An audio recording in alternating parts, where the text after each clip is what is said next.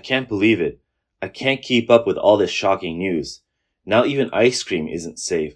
Regulators tested 11 batches of ice cream and popsicles, and in half of them, they found fecal matter.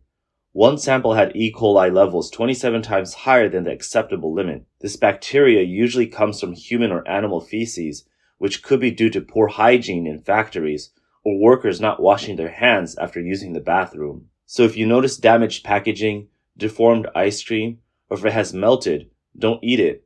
It could be contaminated. Eating ice cream with such high levels of E. coli is almost like eating poop. Some people online have joked, saying, "I just hope I didn't grow up eating poop." I heard that many ice cream brands have failed the tests, and some even contain E. coli, which they said is like eating poop. One of my favorite brands growing up was Mei Le, a crispy ice cream. Now I'm wondering, do you guys even wash your hands after using the bathroom when making these? I really hope I didn't grow up eating poop. In August 2024, Consumer Reports compiled the quality testing results for frozen treats like ice cream and popsicles from the State Administration for Market Regulation and local authorities over the past 6 months. The results showed that 11 batches were found to be substandard, mainly due to microbial contamination and failure to meet quality standards. The main problems were excessive E. coli, insufficient protein, and too many bacteria overall. E. coli contamination made up 50% of the issues. In the heat of summer, who can resist a refreshing ice cream? But this report hit like a bomb, shocking everyone. People have been leaving comments online like, "I'm done. There's poop in noodles, poop in stinky tofu, and now poop in ice cream too? What, am I destined to eat poop? It's tough. Now I have to pay to eat poop, and it's cold too. So when I get diarrhea after eating ice cream, it's not because of the cold, it's because I ate poop. From now on, when people insult me saying that I grew up eating poop, I can't even deny it. Wait, is that dark coating on the ice cream not chocolate?" In this report, from January to July this year, local regulatory authorities found 11 batches of substandard frozen products during their inspections. This included 6 batches of ice cream and 5 batches of popsicles. The main issues with the ice cream and popsicles were related to excessive E. coli, low protein content, and high total bacterial counts, with more than 70% of the problems related to microbial contamination. The most serious case involved a product from Tongda Frozen Foods in Aji, Jilin County. Their mixed flavor popsicle had the highest level of E. coli contamination in the past 6 months. It was tested 5 times, and each time the results exceeded the maximum allowable limit, with the worst being 27 times the legal limit. In simple terms, the presence of E. coli suggests contamination from human or animal feces. When you have E. coli in food, there's poop, and the risk is even higher if the food has undergone repeated thawing and freezing. Eating contaminated ice cream could lead to various illnesses. In mild cases, it may cause gastrointestinal symptoms like diarrhea and vomiting, but in more severe cases, it can lead to more serious infections, such as urinary tract infections or cholecystitis.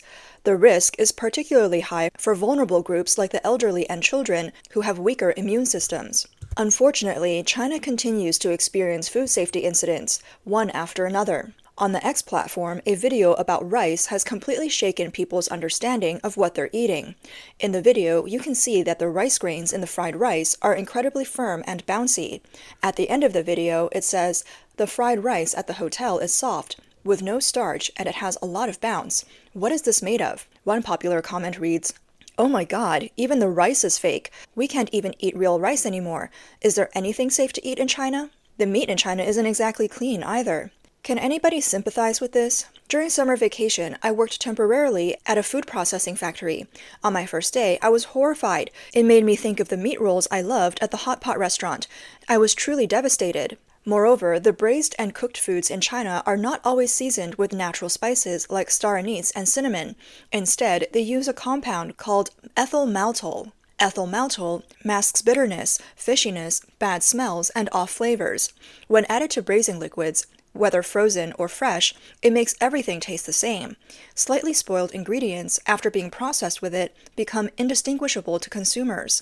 However, excessive consumption can harm the liver, cause headaches, nausea, vomiting, difficulty breathing, and even liver and kidney damage. Even something as small as the spice star anise in braised dishes can make you uneasy. In 2020, CCP state media exposed that star anise in Guangxi was being fumigated with sulfur. Guangxi is the largest distribution center for star anise, producing about 130,000 tons of dried star anise annually, which accounts for more than 90% of China's production, with an annual output value exceeding 2 billion yuan. Fumigating star anise with sulfur has become an unspoken industry rule.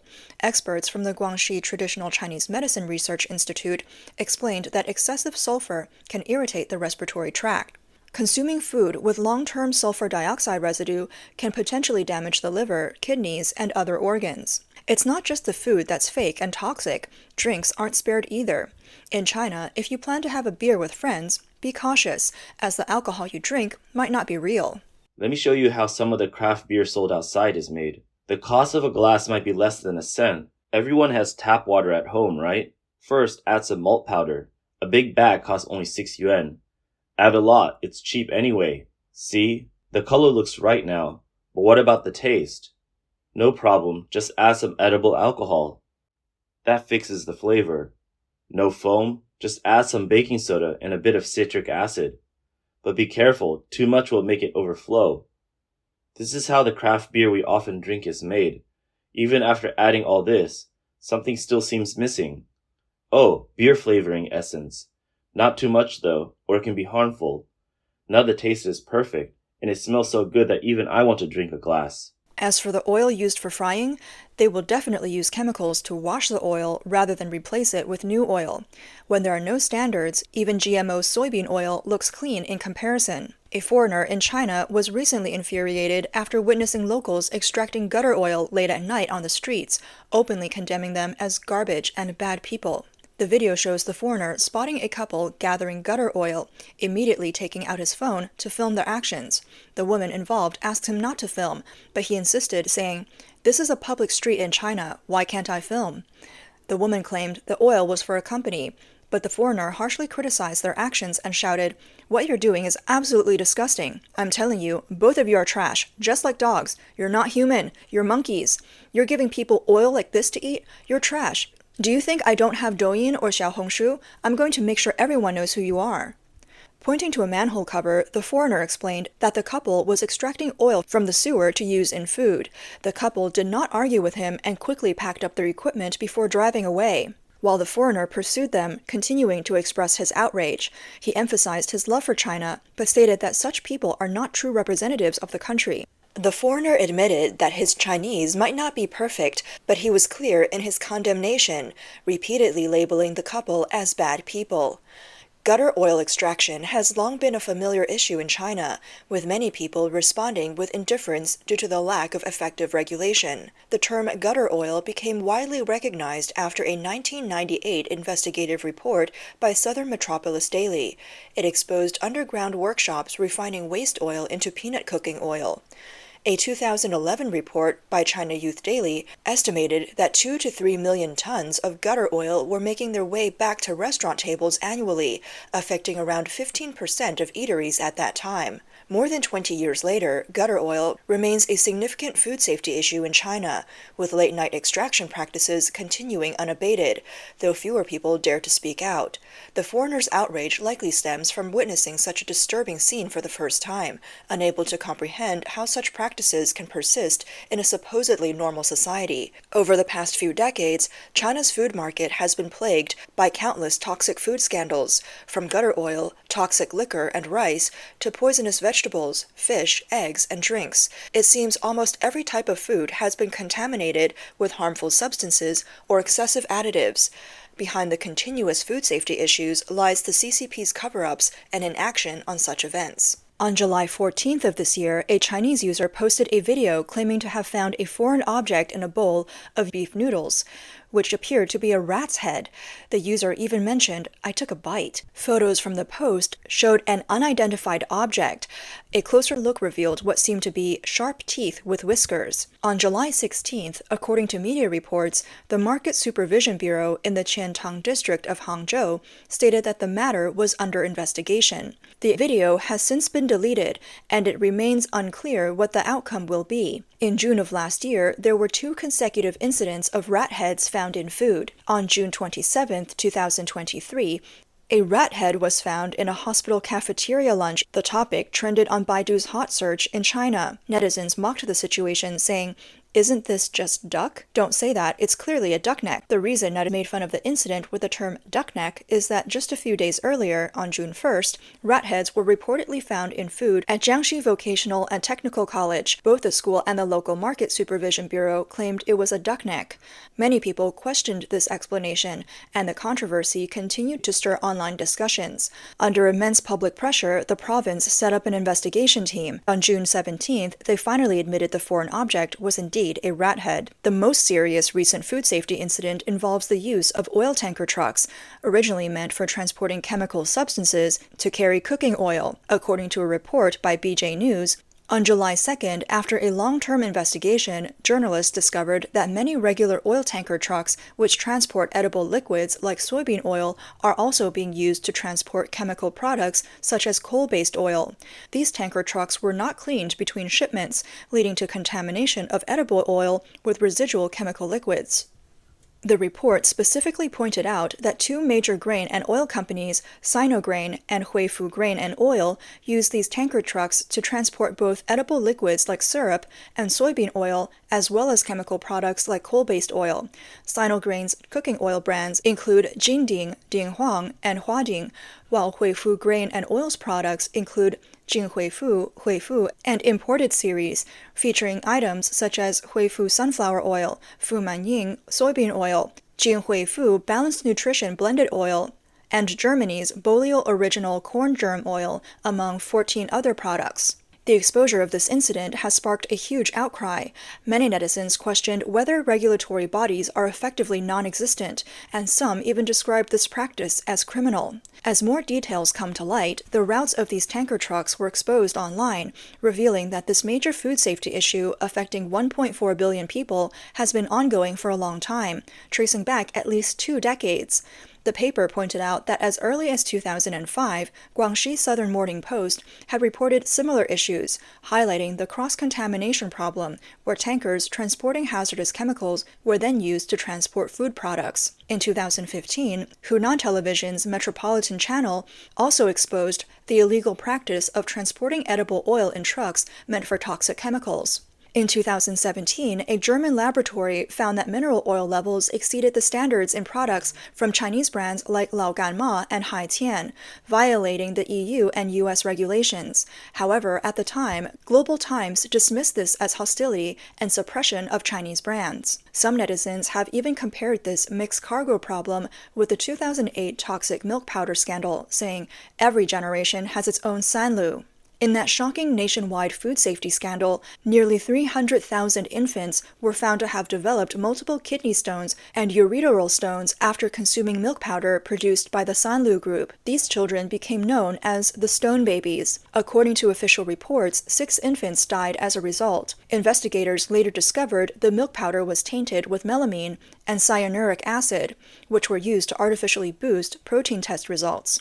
Subsequent inspection reports from China's General Administration of Quality Supervision, Inspection, and Quarantine revealed that other brands including Yili, Mengniu, Bright, Sinutra, and Yashili also tested positive for melamine. The toxic milk powder incident severely damaged the reputation of Chinese-made goods, leading many countries to ban the import of Chinese dairy products.